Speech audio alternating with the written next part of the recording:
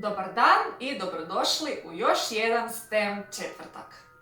Zadnji puta smo se bavili zrakom i gustoćom, a danas ćemo se pozabaviti samo gustoćom. Za pokus su nam potrebne 2 čaše vode, jaja i sol. U jednoj čaši je obična voda iz slavine, u drugoj čaši je ista takva voda, samo zasićena solju. 5 žlica soli otopili smo u toploj vodi. Ako ste ikada kuhali jaje ili gledali nekoga kako kuha jaje, znate da u običnoj vodi jaje tone na dno.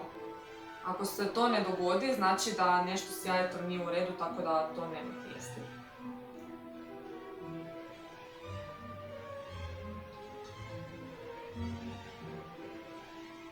Jaje je u običnoj, takozvanoj slatkoj vodi, palo na dno. Što će se dogoditi s jajetom u slanoj vodi?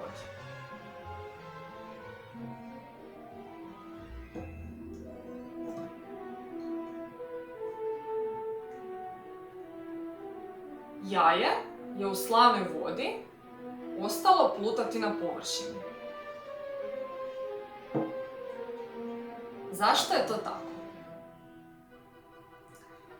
Slana voda ima veću gustoću od slatke vode, zbog čega je stvarima lakše plutati u slanoj vodi.